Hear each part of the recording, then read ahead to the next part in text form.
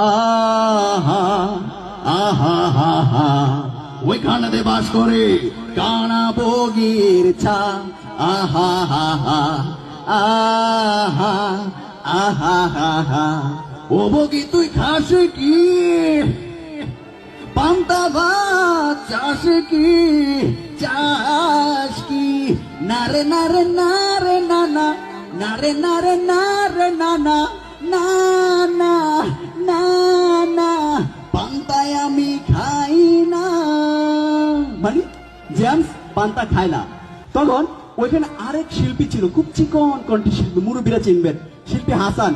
তখন শিল্পী হাসান তার নিজস্ব ভঙ্গিমে এভাবে আবৃত্তি করলো।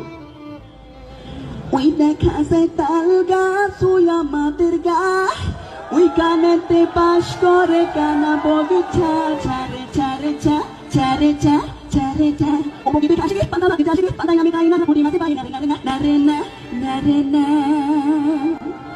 ওর আবৃত্তির পরে ওইখানে ছিল এক ওয়াইজিং, ওয়াজ করে লাখখানিক টাকা নেয় মনে করেন। তো সে আবার এই চান্সটা মিস করলেন। তারপর ওয়াজিং তার ওয়াজের শুনে কিভাবে আবৃত্তি করলো। ওই দেখা যায় তাল গাছ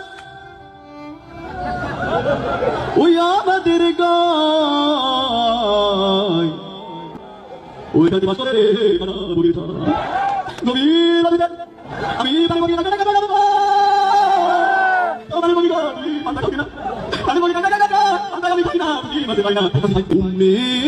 ধরে গপুস গুপুস খাই। এবার হুজুর ওয়াজের পরে ওইখানে ছিল এক 80 বছর বয়সের মুরব্বী তো